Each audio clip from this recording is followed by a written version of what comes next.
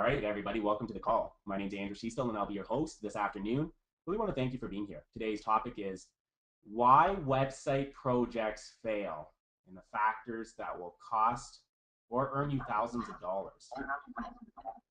Before we get started, and this is really for the best experience possible for you, let's go over a couple of things that you should know. First off, we are live on Twitter. Our social media manager, Reagan, is managing the TBK Creative handle right now, so feel free to follow that. We have a hashtag for the event that you can see in the bottom right, and it's TBKU. Feel free to share anything that you may want to ask potentially, anything that you want to quote, anything like that, but that is active, that hashtag. Second thing is everybody is on mute as normal, really just for the sake of background noise. It gets very loud when we have this number of people on a webinar. But with that said, we do encourage questions. So the process of asking questions, and since I am going to be moderating this webinar, I'm going to be paying attention to your questions as they come in. So I very much welcome them. If you look at your webinar control panel, you're going to see a title, a section of that control panel called questions. And as you have questions, feel free just to type them to us. I will try to ask questions as they come up during the call, but I won't always be able to right on the spot, but I still encourage them to come in. We will have a Q&A that will last about 10 or 15 minutes at the end of the call as well for our experts, Melissa and Andre. And anytime as well, so just to note this, in case you weren't aware, this is a two-part series. There's a ton of content here.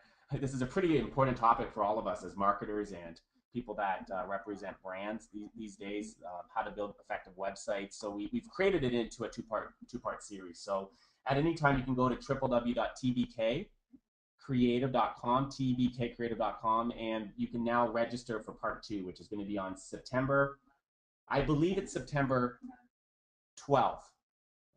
Don't quote me on that. It's either September 12th or 15th. I just don't have that in front of me. But you can register for it on the site now.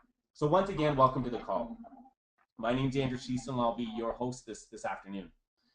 The topic today is why website projects fail. Factors that will cost or earn you thousands of dollars. Consumers in the last 5 years have really changed. And I think we've all seen this. They've really changed how they consume media, how they research products and services for themselves and their families, how they make buying decisions.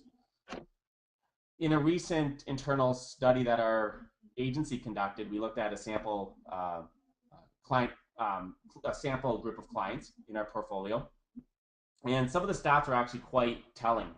We found that year over year right now, our average clients are gaining over 50% more website traffic from just organic search alone.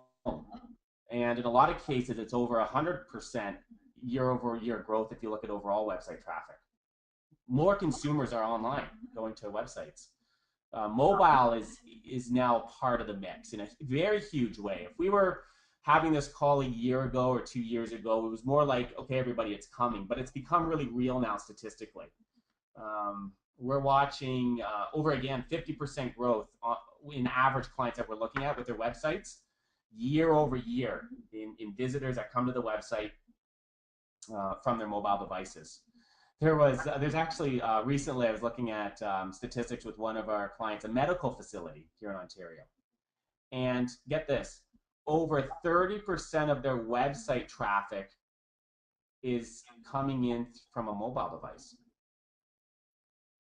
A lot of brands are not ready for what's happening.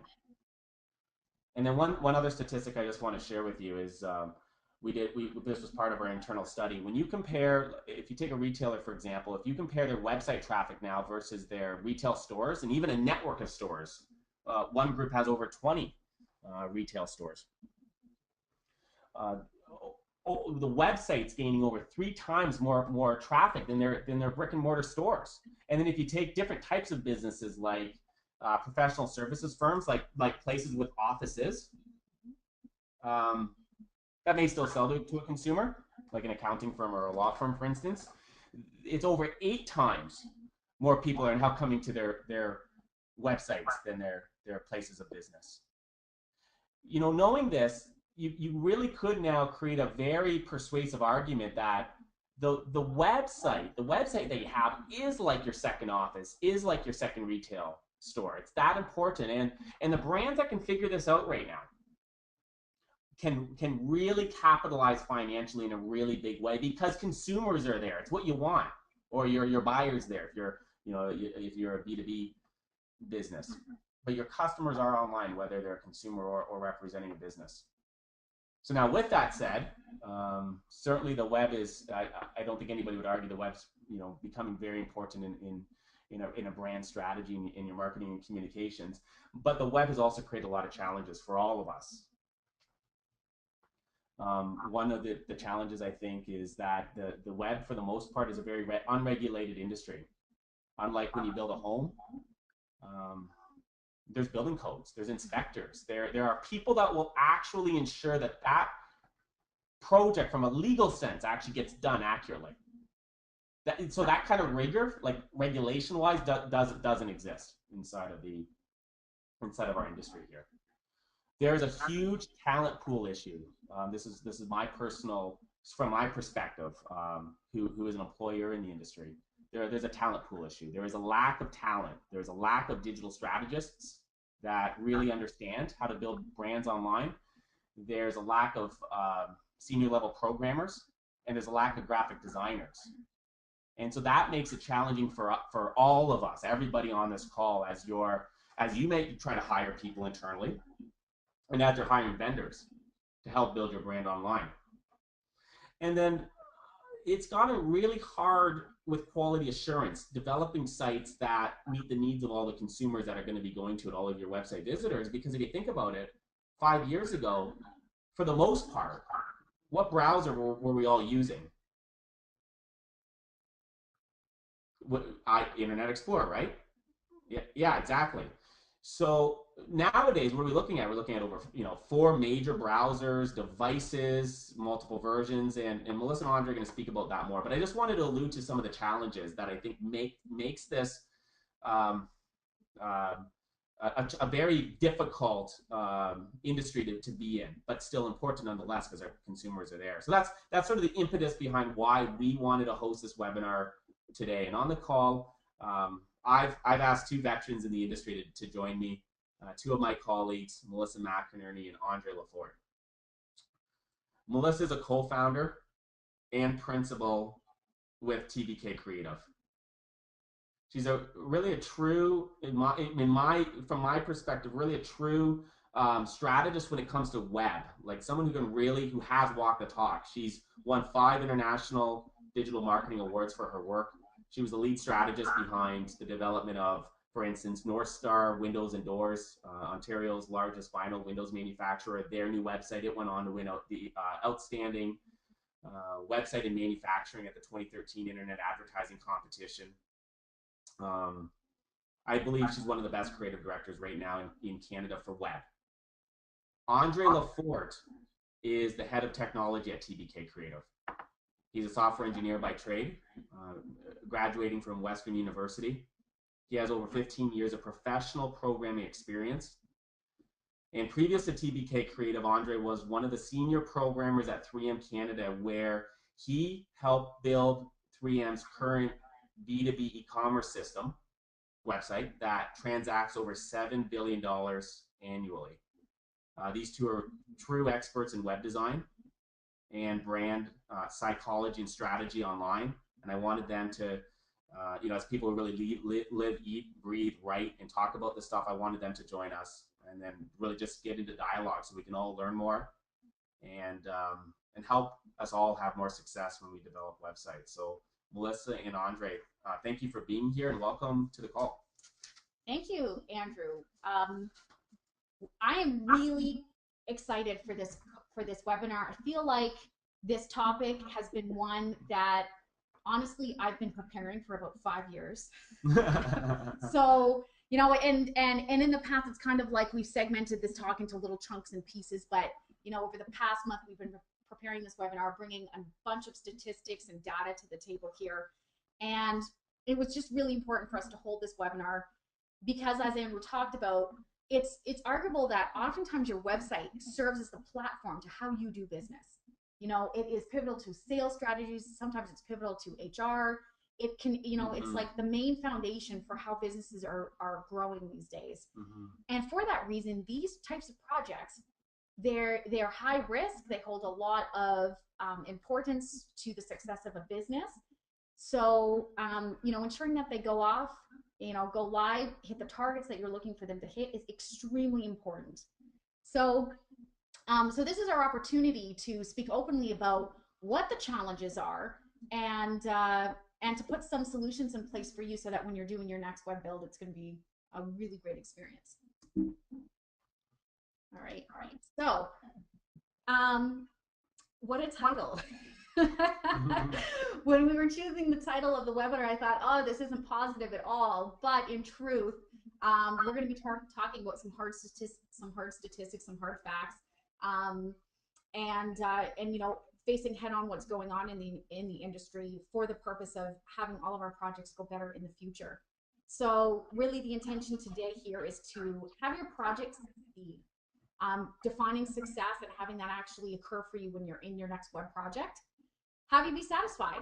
You know, let's make sure that you get what you really want in a web build and have the process be just a better experience for you. So I know sometimes web projects, you know, they can be stressful.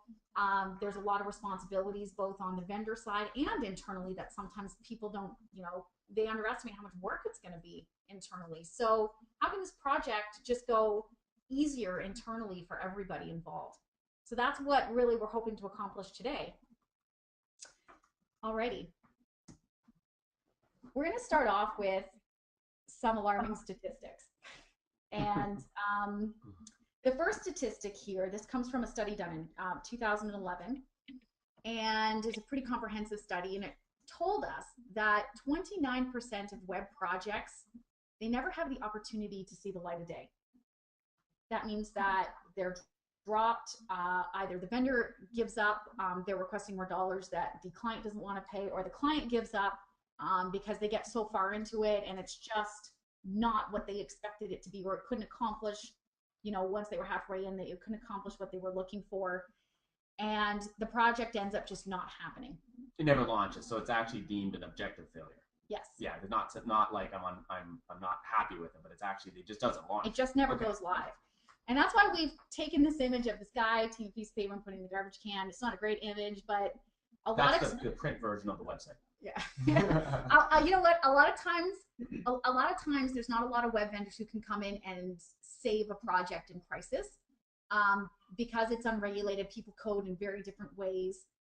A lot of times, it's kind of like you know, doing a rental on the house and trying to start work halfway through. Sometimes you just have to completely start again if it wasn't done well. So a lot of times you can't necessarily jump in and save a project. This statistic is certainly very high. When I read it, I thought, wow, that's really high. But I'll share my experiences, you know, in a few slides of, you know, once I think back and hear the experiences people have been sharing with me over the past 5 years. You know, it's not out of touch with what's going on right now.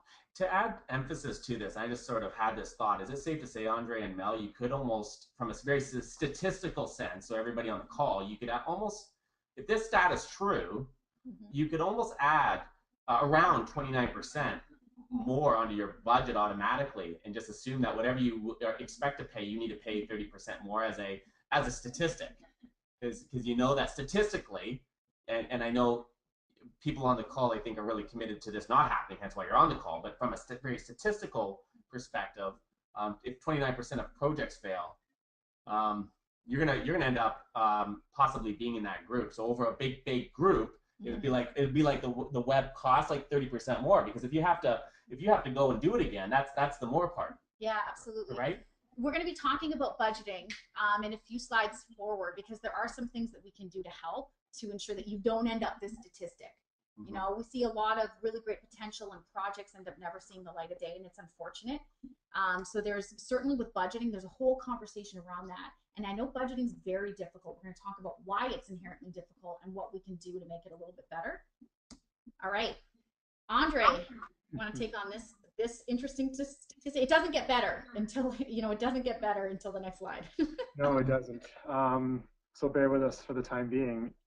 It turns out that 7 out of 8, almost 7 out of 8 web projects are considered a failure. And that means typically that some key goal or characteristic of that project wasn't met.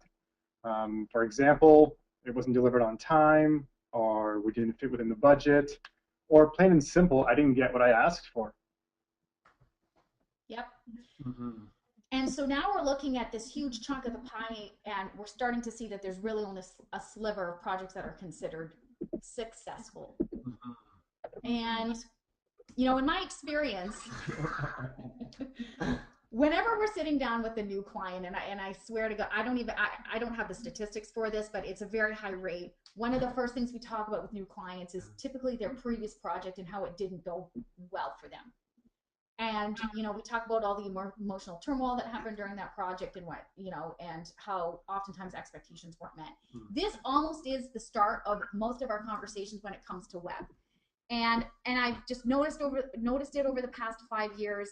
A lot of people really do have this sense that they've just been taken or they were wronged. There's a lot of broken hearts out there because, as Andrew alluded to at the beginning, these web projects hold so much weight to oftentimes a business success. So when they go sour, when they don't go live, when they experience problems, it's a really big impact to a company. And I think that's why there's so much emotion around this topic for people, because it just matters so much that it works out and that it goes well. And it doesn't have to go this way. So your next web project doesn't have to experience the bumps in the road that the projects in the past have experienced. So we're going to talk about how this whole process can go so much better for people. And here's what we're going to talk about today in terms of just some bullet points. What the series is going to cover, so the 2-part series. What I want to do is start off with the general state of affairs in the web and digital industry. So what's going on? What's happening out there?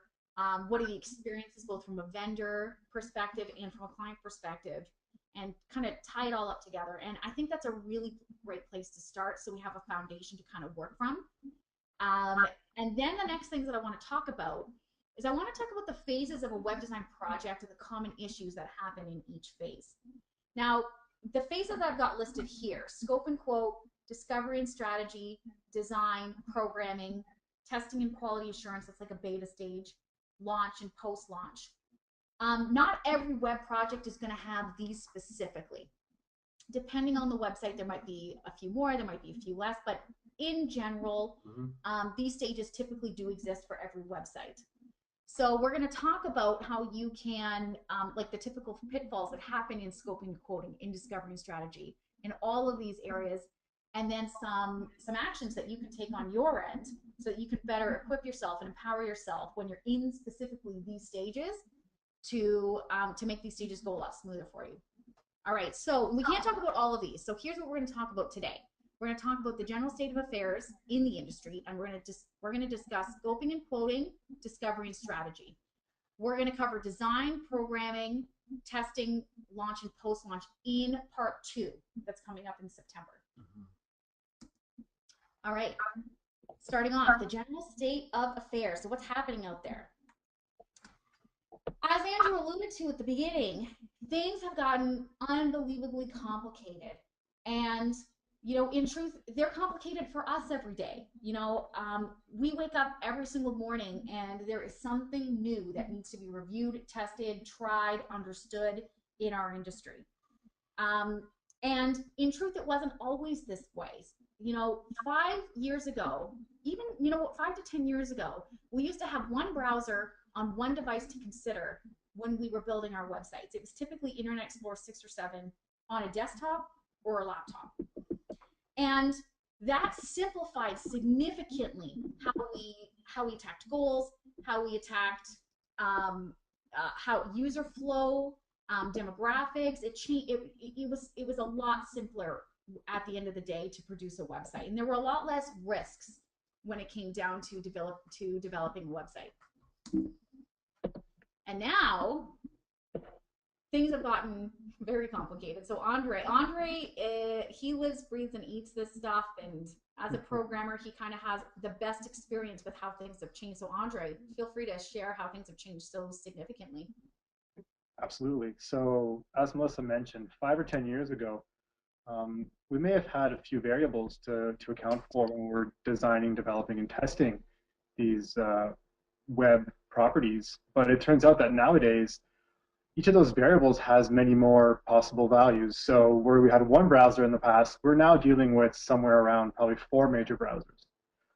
Along with those 4 browsers, there are a multitude of versions. It seems like Firefox and Chrome are releasing a new version every month. And add to that another layer of complexity, the fact that those browsers can be on a multitude of different devices, from desktop laptops, netbooks, tablets, and phones.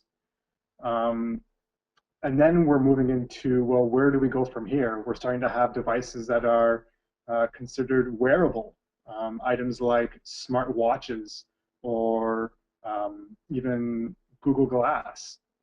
So we were constantly struggling against this wave of innovation and evolution, whereas in the past we were pretty stagnant. Mm-hmm. Absolutely. And when it comes to, I'll just go back one slide here a little bit. When it comes to, testing or designing, the way that, let's talk Chrome, 3 versions of Chrome is going to render on an iPad compared to a desktop. There are little nuances that are different on every single browser, version of browser, device. So, the entire landscape has changed so significantly. And for beta testing, we used to have just one computer, and now we have whole beta testing environments where we're having, tables full of devices, and we're picking them up and, testing our websites across all of them.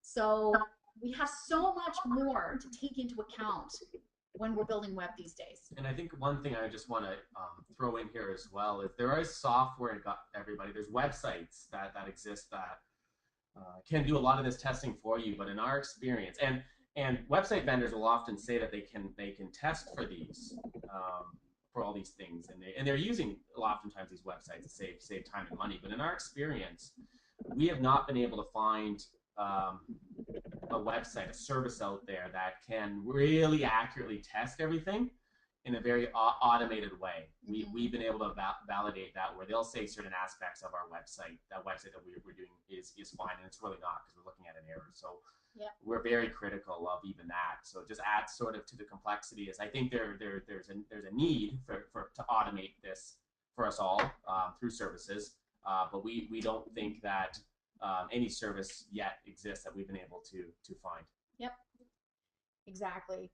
Websites are so much more than what we can see. And if you're non-developers, probably most people on this call are, and I am a non-developer, this is always the most frustrating part. There's so much that has to go on behind the scenes that, one, you don't know if it's happening. You can't even evaluate if it's been done well. And that makes things extremely difficult. I'll just list these off fairly quickly here. When you're building great web, things to be taken into account include SEO, because ensuring that your website's being found organically is extremely important. Some businesses, some of our clients require entirely on organic search for their entire business sales. So, ensuring that you're building a website that's SEO friendly and using SEO best practices is extremely important. Quality of code. Andre, you're probably best to speak into this one. This one is, if you're not a programmer, I don't know how you're going to be able to evaluate this, but this has a huge impact on a project. Absolutely. It's especially important when you find yourself 6 months down the road and you want to make some improvements or some changes to your website. If you've got high quality code, you're more likely to have reduced costs and lowered testing time, so a quicker turnover rate to the market. Yep, and something else to consider is Google loves code that's written well. So you'll get a higher SEO ranking if your code's programmed well. And, let's say, for example, you hired internally a programmer that person leaves, you have to hire another one. If your code isn't up to specific standards, that's going to make it really difficult for another programmer to just kind of jump on and start taking over and wrangling the code ultimately. Exactly. So yes, an important question to ask a web vendor is, what standards do you adhere to, and how are those communicated throughout the team? Yep, exactly. Site speed. Geez, it's a natural assumption. You're going to assume your website's going to be fast, but if certain actions aren't taken, that's not necessarily going to be the case. We have, which new here for Ontario, accessibility standards, AODA. Now these are actually international standards. They will likely be pulled into all the provinces over the next few years. But talking about AODA standards and what are they? That's a whole webinar in and of itself. That we should actually probably hold. So that's a great idea. Probably do it at some point. But there's AODA to consider. Quality assurance. That's all the devices we just talked about. Again, a natural assumption that people are going to make is they're going to load it up on some device and it's going to work for them. And in truth, I think a great web firm is going to ensure that the general public, let's say 95% of the public, it's going to work for, but it's impossible to make a website work on every single platform. And typically likes to communicate that right off the bat, in a web project, because that's just it is possible, and maybe it's possible for eBay, who say 1% of web traffic or less than 1% of web traffic is still a lot of dollars, when you take a look at the numbers. But the average, it's just not cost effective to make your website compatible across all devices and all platforms. For most businesses. It's a good point. Yep. But there's servers and networking. There's discussing lead conversion. What does that look like for your company and your business? So there's all these things that happen in the background that we never get a chance to see and have a very difficult time evaluating. And a lot of times you don't see it till the website goes live. And that at that point is always a difficult and stressful time. And then to be seeing certain things aren't happening is always stressful. So, a great web shop is going to take this into account, or an agency is going to be considering all of these things for you on your behalf, because I do think they are natural assumptions, but they typically aren't communicated, to a vendor at the beginning of a project. Something else to consider, our teams are so much larger than they were before. 5 to 10 years ago, a web team consisted of typically like one guy or a set of programmers. A lot of times you're from the IT department. If we remember the term, what was the term everyone used to put on the bottom of their websites? Webmaster. Webmasters. That's who we're talking about here. And it was always a guy. It was always a guy. We're talking about webmasters.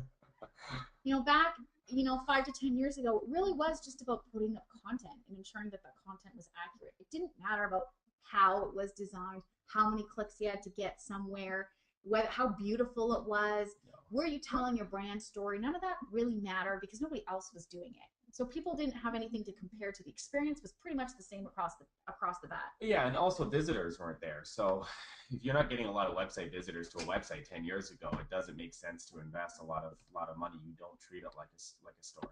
Exactly. Things are different now. The goal was strictly to be online in any way. In any way, just be online. Exactly. Now that's not the goal. Now you have to be online in an effective way. So, and what makes effective now has to include so many more people. This is actually not even an all-encompassing list, but teams now include business marketing strategists, designers, because programmers nowadays will fully admit they're not designers. So designers, which are UI, UX specialists, copywriters, project managers, digital strategists, programmers, creative directors. Andre, I know beta testers. There's Absolutely. the list is absolutely massive. So you've got more people participating on a web project than ever before. But of course, as the web, it makes sense to invest because your competitors are investing this time. It's what consumers expect on a website. And really, our whole goal here is to give users an amazing experience. That's really what we want our brands to do online. So it just encompasses a lot more time and effort up front at the beginning of a project, but it's worth it. So things have certainly gotten a lot more complicated. And now this brings us to the conversation of budget. And what we've noticed, budgeting hasn't typically increased enough to account for the digital opportunity that now exists. Mm-hmm. And also, it hasn't really accounted for how complicated things have become in the past, honestly, even 3 years, just even 3 years with the onset of tablets and phones. Mm-hmm. That's fair to say. So budgeting hasn't really increased, but expectations still exist that things are going to be functional, work across multi-platforms and multi-devices. So some of the issues with budgeting, and I think we need to have a frank conversation about some of the issues with budgeting for the sake of talking about, a lot of times people don't know how much they should budget. And that's because oftentimes the scope isn't, a scope isn't created by a professional web firm prior. So, I know budgeting always starts with a spreadsheet, typically at a board or CEO or CFO. It starts there and people kind of allot a dollar amount, and then, it kind of trickles down and we say, okay, we've got X amount of dollars for our website. Mm-hmm. The problem with that is budgets are often set by people who are unsure of what the real costs are going to be, and typically prior to consulting a vendor. Now, that's not that it's not that it always goes that way, but in our experience, that's happening. And some companies are actually shifting this, which is fantastic. Yeah, it's not everyone, but it is still prevalent. And where this starts, I find as well, what's occurred is that about 2012, and I've been in these conversations before. You'll come into a boardroom, and the board of directors have a final say oftentimes on what a budget should be. Mm-hmm. And they look back, and I made this comment the other day to some of my friends through email. They'll look back in 2012, and they spent $10,000 online, and now it's 2013, and they'll say, why do I have to spend $100,000 online this year, or 200,000, or whatever the number is? I don't get it, because we had a good year in 2012. So there's a misunderstanding at a very fundamental level, at the highest level in a lot of organizations right now, on the importance of digital. Mm-hmm. So I think everybody on the call, if you are somebody that really heads these kind of projects within your organization, empowering yourself with some of these statistics is going to support you in getting the budgets you need. Because I'm sure some of you are sitting here right now and saying, yeah, I want more budgets, right, from my CEO or our board. So it's really important then that you become really empowered and knowledgeable around these things, so that you can build the case for action for why budgeting the right amount can actually grow a company, because it really can nowadays online. Yeah. We typically find most budgets are under budget by 20 to 50% of what's actually needed to accomplish, say, the checklist or the goals that project is looking for and requires, and oftentimes carries that level of importance. So with budgeting, I think it's important to tackle it head on, because in truth, I really feel that budgeting is at its core one of the fundamental reasons those statistics of failure are so high. And I'll explain why that is. Let's say that you're setting a budget for $50,000 for your next web project, but it carries a significant high level of importance. And in truth, to do it to the standard that I think people are expecting and I think people require is going to possibly take double. You will always find a web vendor who will say yes to your budget. You're always going to find a web vendor who will come in and say yes to your budget. And this is why I think there's huge issues in the industry, because we are in an unregulated industry. Basically, anybody with access to a computer who takes a course online can say that they're a programmer. Mm-hmm. And because there are no regulations, there are no standards, you can't vet the work or see the work. It makes it extremely difficult to even choose who to hire. And we have some tips for that coming up. But you'll always find somebody to say yes to the budget. And I think we as human beings want to be positive, to say, oh, yes, this full list can get done with this specific vendor. I think we have to start being a lot more scrupulous and critical around what you need, because the failure stats are so high. So there's always going to be somebody who says yes to that budget. And I think budgeting is the first and often the largest reason why a lot of web projects are going to fail, for that reason. And why vendors come in, like why? So you might be asking yourself, well, why in the world would a vendor come in and either work for free or under budget? Like, how does that serve anybody? Mm-hmm. It really doesn't serve anybody. but I think what happens is a lot of times vendors have good intentions, but they really do underestimate what was needed on the website, or they didn't understand scope, but they don't necessarily have the experience. You know, they might not be checking off SEO, site speed, a whole bunch of other factors that you inherently think are going to be covered. So I think sometimes, and I think this is a good chunk, vendor just honestly underestimates. I think there's a lot of people there with out there with amazing intentions, great intentions, but at the end of the day, you know, kind of like in the labor field, you know, you have to pay people to accomplish the work. So, you know, I think what happens a lot of times is that's when vendors will come in and, you know, halfway through a project starts talking about us out of scope because they just don't have the dollars to complete it. And that happens a lot. A lot of you are not actually nodding your head right now. I know it because Yeah. you've been through that. Anybody been through an out of scope conversation before, and you felt like it was in scope? That's the example. Nobody likes an out of scope conversation, and I hate out of scope conversations. I hate them. Yeah. So what, from my perspective, one of the challenges I think we all face is that this industry has actually become the service of a web design project is a commodity now. Low barrier of entry. Industry for the most part is unregulated.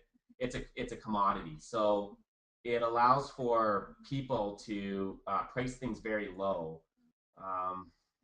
but that's not always. If you can get a great deal, I think that's a different conversation if the value's there. Mm-hmm.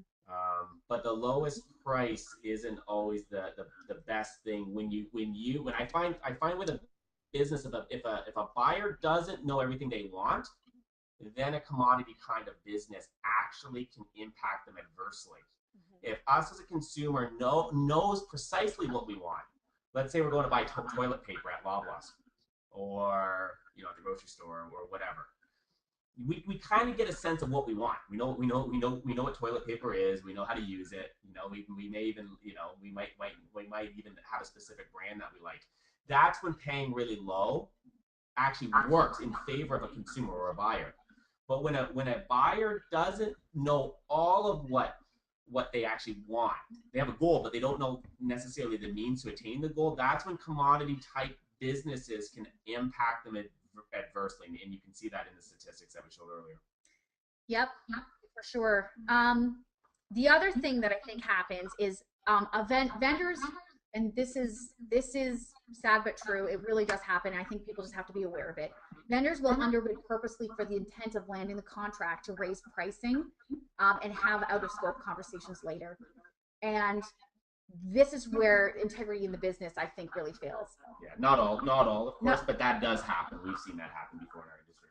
It really does happen, and out of scope conversations, some web firms go, yes, they're asking for something out of scope. Awesome. Because it's an extra sale. That doesn't serve anybody really, I don't think, in a project. So I think that's what happens in the industry. It's unregulated, and vendors are either going to underestimate because they just don't understand, or they don't have experience, or purposely underestimate just to land the sale. Because once you get into it, you can't just walk away from a web vendor easily. Mm-hmm. So whether it's accidental or intentional really doesn't matter because your goals aren't being met. Good picture, Mel. That's good. Shutterstock. So none of this really matters to you. Intention doesn't matter because your goals aren't still being hit, and you'll have people above you that are expecting this website to accomplish certain things. So what steps now can you do to make your project successful? We've covered, I think, what's going on in the industry. That's for you to equip yourself in your next conversations when you're looking at vendors. Again, I just want to talk about, we've kind of covered that general state of affairs. Now we're going to talk about scoping, quoting, and discovery. So these are the next two things we're going to talk about for the rest of the talk today. And then we're going to cover the rest on part 2. All right, scoping. The truth about scoping. Andre, I'll let you take over this one. Andre is very familiar with what happens, I think, in the scoping process. Yeah. Scoping's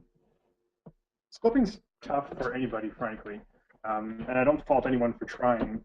But one of the biggest problems with how scoping currently takes place in these projects is that oftentimes the client isn't sure or doesn't really know exactly what they want or need, and they come to a vendor, and the fact is the vendor doesn't know the business well enough to really know what suits them best for their goals.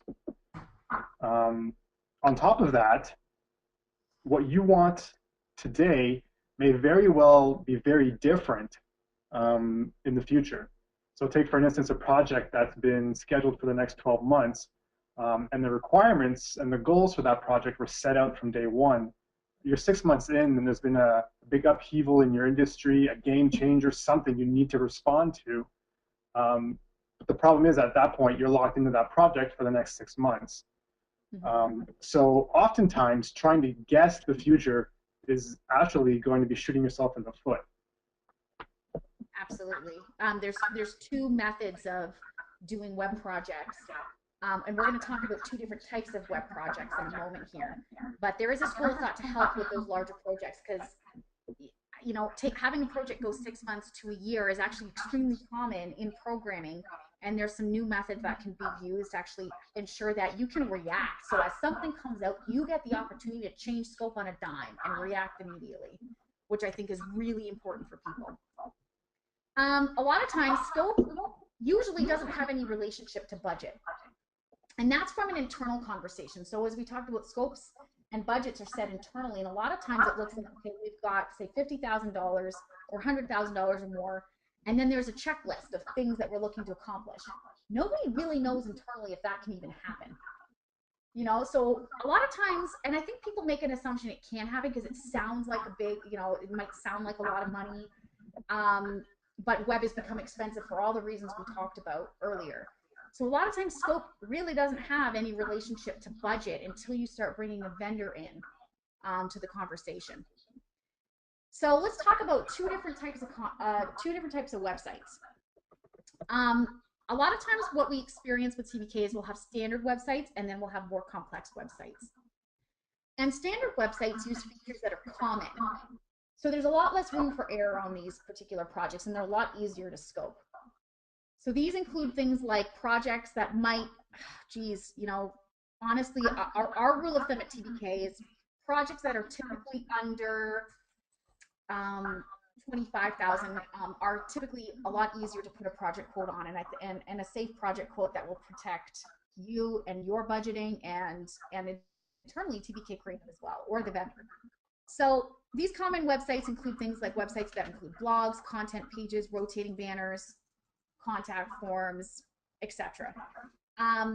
You know, if we're talking about a content website, I would say it's a website that has, you know, typically less than 50 pages of content. There's standard websites, and I'm about to give you an example of one. Let me see here. I'm just going to click this slide. Oh, there it is. Okay. So this was a website TBK recently did. If you live in the London area, you might know Remark. They're an amazing grocery store. And we kind of sat down with them, and they didn't need, you know, anything extremely complicated. In fact, it's a one-page website. Sorry, it's a long scrolling website that has only two areas: recipes, employment, and we just list the, you know, location details for London, for their two locations, London and Windsor, and they're not really looking to grow and add tons of locations. So this website was something that we could accurately put a number to. Clients had a pretty good idea of what they were looking for. We always take a little bit of buffer and put that in for, you know, sometimes little things that can change.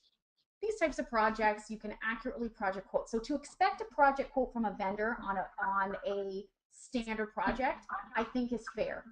And I think does protect you, because you always want a, you know, I get why you want a project budget. It makes complete sense. However, if we're talking about sophisticated websites, these features are sometimes less common. And if we're talking about any integration into third-party software, I'm just going to bring up SAP, you know, software as a service, SaaS, CRMs, some email marketing programs, MailChimp or Constant Contact's fairly simple to integrate. But if we're talking, you know, a really heavy integration into a more sophisticated email marketing system, inventory, HR, there's tons. If we're talking more sophisticated website like e-commerce, product catalogs, they include inventory systems, I'm going to include heavy content websites into this. So sure, there might not be any integrations, but we might be talking about a lot of content. Um, I think why I include those as a more sophisticated website is typically you're looking for that content to actually accomplish a goal of some sort. And organizing that content can actually be quite sophisticated from a programming perspective, depending on how many people have to access it. So I'm including that in a more sophisticated website.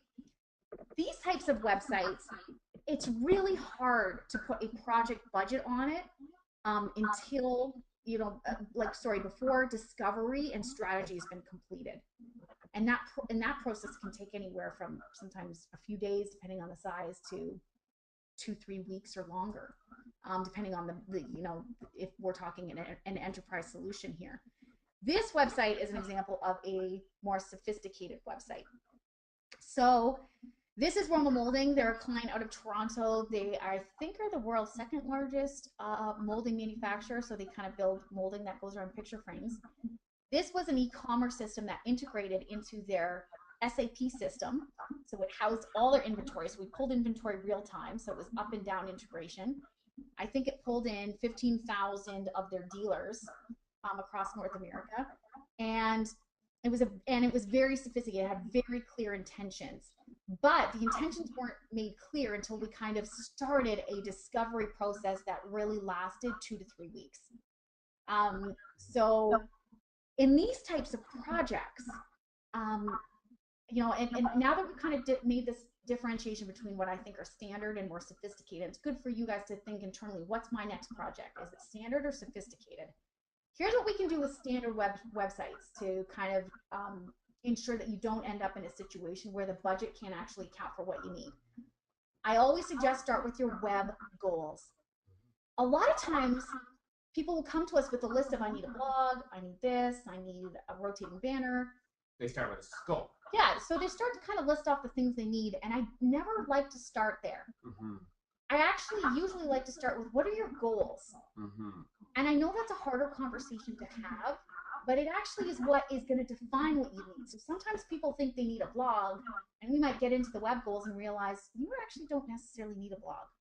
Mm-hmm. That's not necessarily the best way to go. Let's go over this way and do this instead. So start with your web goals. And you can drill down here. You can talk about, if you're a professional business, you can talk about how many leads your website needs to give you per month, whether it be forms or phone calls, and there's software to track phone calls. Mm-hmm. Being very specific, my business needs 50 leads per month. Okay, well, that crafts an entirely different conversation mm-hmm. from a vendor perspective. And it's good to think internally, because a lot of times people don't think of their web in this perspective. Yeah. The goals might be traffic. The goals might be sales if you're e-commerce. Mm-hmm. And it's a lot easier when you're in your an e-commerce website, because it's kind of clear that you're here to make sales online. Mm-hmm. It's collecting emails a goal. Was that a goal of yours?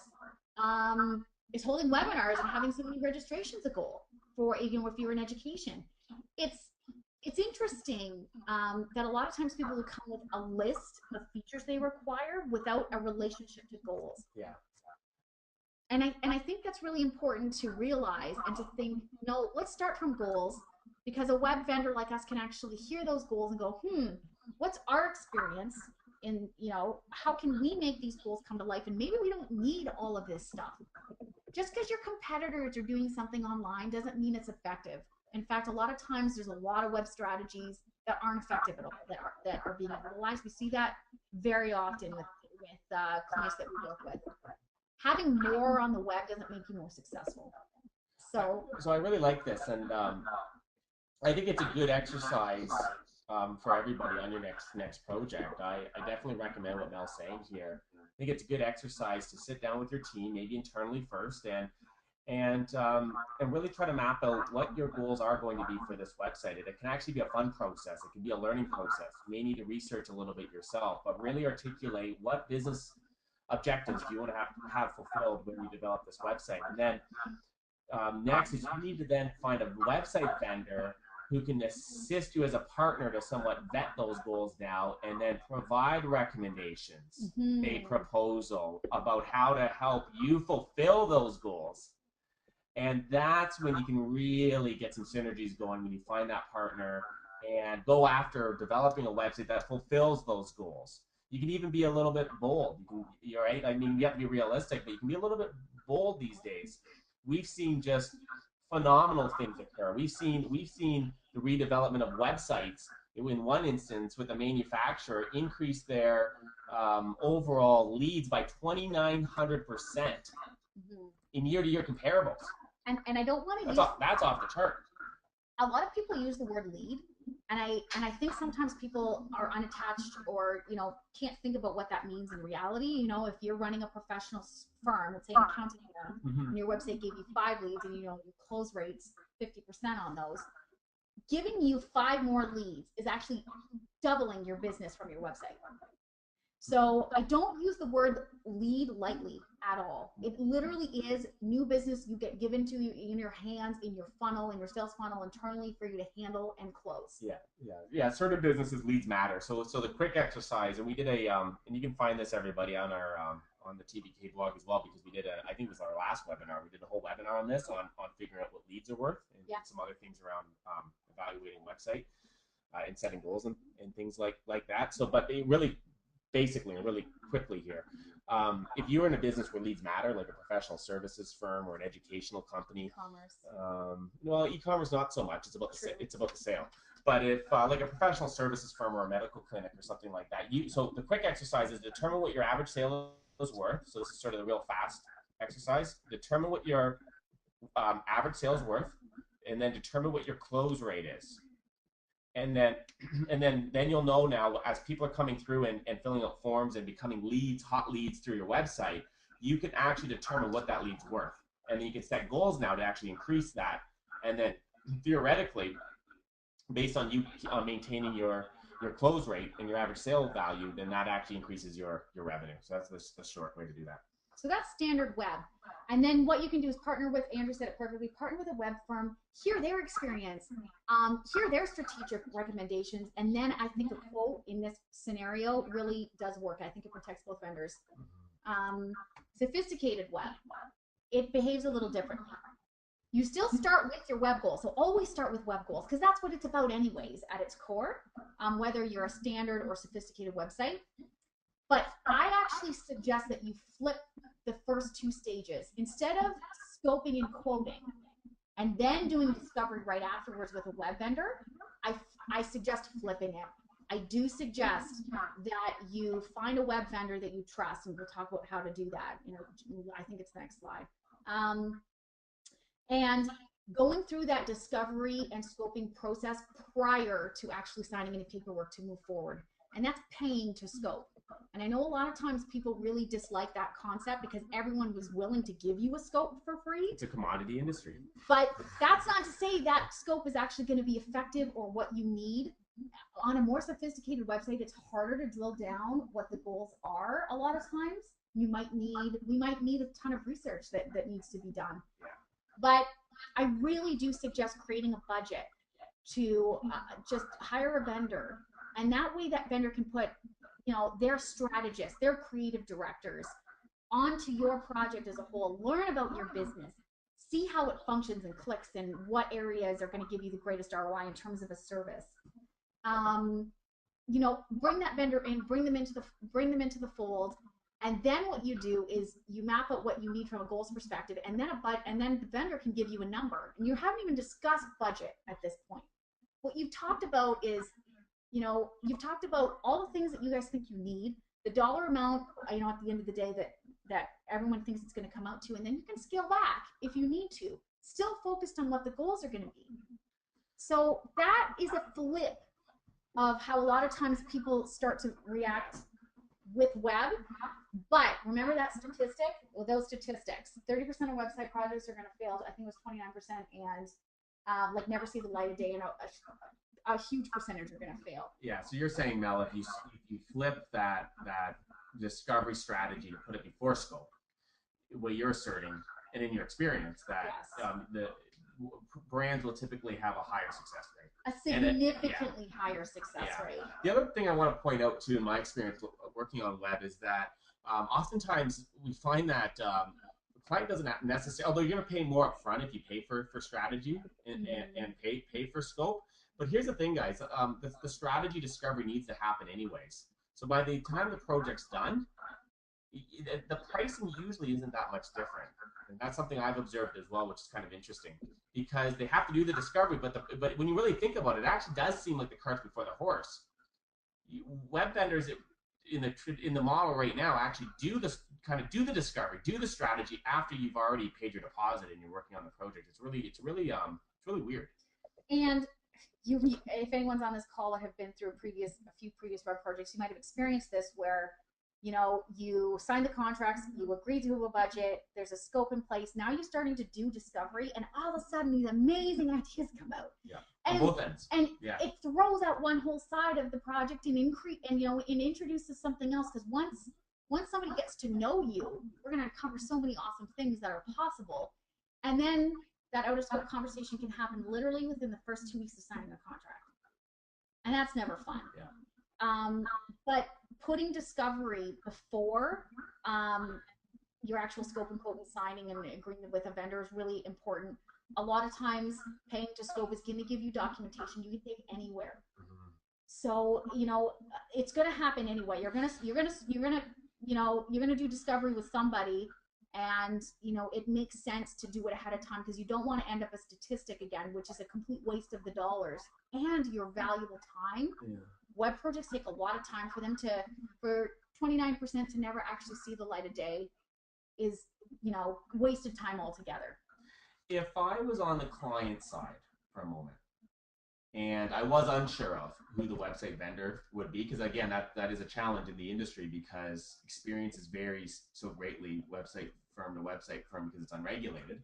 Mm-hmm. If I was on the client side and I was committed to RFPing something out, I probably wouldn't RFP the project out to get quotes in for the project because I think that's where the problem happens.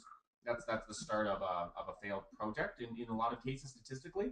What I'd RFP out is to have proposals come in on who has the best capabilities to actually get the project done. And then you're asking the right questions, you're looking for case studies, you're looking at their internal capabilities, how they think about web, really based on not what they tell you in a meeting, but just what they've done in the past. I think if I was to really think about that from the client end for a minute, that's probably what I would do. And yes, I agree with Mel. I would as a brand, I'd also create a budget to do that strategy before diving into the project. All right, Andrew just kind of talked about a few things. So you're probably still wondering, well, how do I evaluate a great team? Like if somebody seems nice, they seem like a great person, you should go ahead and move forward. Here are some things you can ask. I would highly suggest requesting case studies and the ROI results, those case study reported, if you are looking for ROI on your website in some way or some goal, within 12 months. So ensure that you're not getting old case studies. Turnover at agencies can actually be typically high. So if you're reviewing a case study that's over a year ago, that's not to say you're going to work with the same people again. So I would say get a case study within 12 months and contact the company that's being profiled. Just follow up. Request to know where programmers reside on or offshore. This is important because a lot of web firms because budgets oftentimes aren't there to give people what they really need. Web agencies are cutting and cutting and cutting costs like crazy. So not doing SEO and not doing the things and not taking account site speed. A whole bunch of things are not being done to save on budget, and or they just don't know. Or they just don't know, truthfully. Or hiring programmers offshore, and when you hire a programmer offshore, I think that failure rate of the 29%, I'm pretty sure it doubles. So you're going to have anywhere from, you're definitely going to have 50% likely this project's never going to see the light of day. So always ask where their programmers reside. Yeah, it's happening more often than you guys know. A lot of firms do have team members overseas now. And it sounds like it could work. Like we've been down this path. We thought, can you do that? Yeah. We've tried. Yeah. It never works. I don't want to say never. It just doesn't work for us. The fail rate will climb substantially. Exactly. Speak about internal turnover rate at agency. You want to make sure that you're working with people that do have years of experience. Meet either virtually or in person. A lot of teams do work virtually. TPK is an entire virtual team. That way we can hire the best talent from all across Canada, mostly in Ontario. but that's because talent's really scarce. So just meet your team. I love this last one. Ask about a recent project failure. We know the stats, they're uncovered, it's in front of us. Yeah. Every web company will have a failure, at least one failure in any year, and likely more. Yeah. And if they don't, they're probably not innovative enough. Or they haven't done enough projects, so you probably don't want to engage with them. Or you're not necessarily good at getting the full truth. Every web vendor does have that. I highly suggest asking about it, just so you can get a sense of how did they handle it, how are they taking responsibility, what are they learning from it. It's kind of like the same, age-old question asked in an interview. What's something you worked on that failed? You want people that can be retrospective and continuously learn. So asking about a recent project failure, I think, is amazing, and I think everybody should do it because every web firm really does have one. All right, we're gonna motor through the last stage here, which is discovery and strategy, and it's not nearly as long as scoping because I know we're at 2:32 here. Okay, so in discovery and strategy, the first thing I would note that can typically happen, like something that like in your web project that can actually be a detriment, is sometimes discovery and strategy never happens. So one big issue is ensure that you're working with a web firm that really does have digital and business strategists who are going to sit down, learn about who you are, what you do, why you're different, and who you serve. A lot of times people will just take your list and start, designing. If you're in that boat, or if that's happening, you're not working with a firm, in my experience, you're not working with a firm that's going to hit your goals. So ensure that you guys take the time to really do discovery and strategy at a thorough level, because as we talked about, it's about giving a great experience. And from our perspective, we need to learn so much about how you operate, what products or services give you the greatest ROI, where's an upcoming marketplace. Like, it's a lot of work in terms of building a website, and you've got to dive pretty deep. Ensure that you are diving deep. The whole intention of this phase is to ensure that the website goals can actually be hit, and that we're designing so that the website can accomplish those goals. Communicate brand powerfully. Absolutely, the days are done where you just put your content up, throw a logo in the corner, and that's like a presence online. We really have to communicate why you're different, because everyone's researching and they're comparing. So you have to be different, and it's extremely important that you are. Helps you create a great experience for users. So that's really the goals of discovery and strategy. Here's what you can do in your next discovery strategy phase. One, ensure you're working with somebody who's a digital business strategist. That's a term that I really feel we're going to see a lot more of in the next coming years. Somebody who has case studies to show their values. Somebody said, I worked on this project, here's the ROI this website is receiving. Ensure that you're working with somebody who has that capability. If you're not discussing ROI, it's an indicator you might not be getting a website that's going to hit your goals.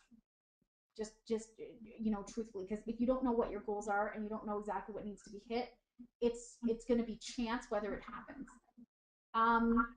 Ensure you're discussing your target demographic. This is extremely important with all the different devices out there, because there might be, once you get in and understand the demographic that you're working with, it's going to significantly impact the way that we're choosing to design the user interface. And discuss brand. You probably will be shy. You're probably going to be price shopped by people. You're probably going to be researched. You have to stand out. You have to be different online to see your ROI increase. If you look like everybody else and you behave like everybody else, or if if your pricing is if your pricing is less than your competitors, then brand probably not as important. But if you're in a luxury marketplace, or you're coming in higher than other people, you have to be better online.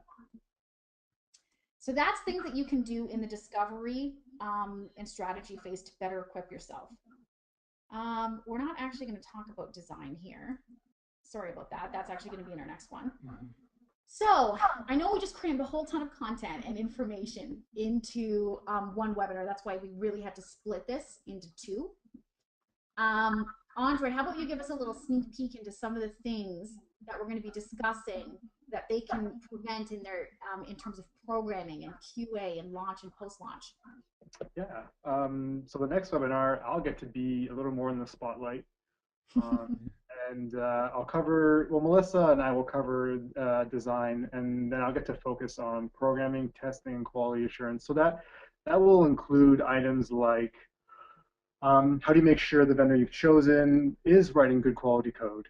How do you make sure that they are testing your product on multiple devices? What should you be asking them in terms of reports on these items? How do you make sure your launch day goes as smoothly as possible? In my experience, I've had launch days that have gone upwards of 24 hours, at which point we've had to roll back all the changes. So how do you make sure that we don't put ourselves in that position again? And then after your launch day for your web project, how do you make sure you are maintaining the presence online? How are you keeping track of different metrics? How are you making sure you're hitting your goals? How are you adding new features? All these different things. Yep. Part of that too is website warranty. What's fair to, like what's a fair website warranty? Some pitfalls there, and just some little tips and tricks in terms of if you have a warranty, how do you best use it? How does it, if you're going to get a warranty given to you, what can you do to maximize finding, possibly as many bugs or as many things that need changing during that warranty? All right, so it'll be a very good call. Everybody, then part two of this two-part series is going to be on Thursday, September 12th at 1 until 2:30. So that is going to be a 90-minute call. We really need that much time for this type of content, as you can see. There is no doubt about it. And it's worthwhile content. Almost everybody who started this call is still on, so I can tell that it was very, very worthwhile. If you go to tbkcreative.com right now, I just went there myself.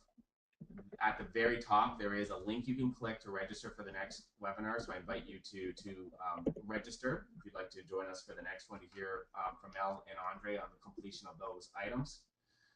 In about 7 days or so, the webinar you're listening to right now, because we always get questions about this after our webinars. Can I get the slides? In about 7 days, we are going to post on our blog at TBK Creative's website this webinar as a blog. You will be able to see it as a recording embedded inside of a blog article, and you can share it with the people within your organization that really needed to hear this information today. And possibly one of those people may be your CEO or someone else within your organization. So that will be available for you in about 7 or 10 days, and probably in one of our upcoming email campaigns, we'll notify people as well. And you can access this webinar through there. Any follow-up questions that you may have from the material today, feel free to email me personally at andrew@tbkcreative.com. You can email Melissa at tbkcreative.com, or you can email Andre at tbkcreative.com. Always love to get your feedback. Thank you, Megan, as well, for managing the Twitter sphere. We saw some of your tweets coming in. That was really great. We appreciate the kind words that was placed on Twitter. It really, I acknowledge everybody on the call.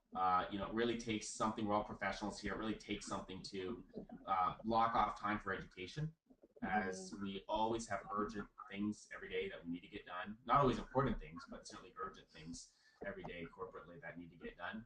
And you guys took the time to really understand this world better, to advance your own knowledge in your own career, to better your organizations. So I acknowledge each and every one of you for just taking the time to become more equipped with what it takes to succeed with the web. Thank you, everybody, for being on the call today. Oh, did you want to throw one more thing in, Mel? I know it's kind of over our time here, but we can do questions if there are any questions for people. Let me just see here. I'm not sure if you guys have any questions. Let me just take a peek here at what's going on here. All right, awesome. Thank you, people, for responding. I can get that there's some people who won't be available for the next one. That's okay. We do record every single webinar. So we will just put it up. I'm not seeing any questions roll in here, and I know that you probably have deadlines coming up. But if you did have any questions, I want you to know that we are here to answer them. Again, you can just email Andrew, Andre, or myself. And again, we really appreciate you being here. So thank you very much, and have an amazing rest of the day. Have a great day, everybody. Cheers, everyone.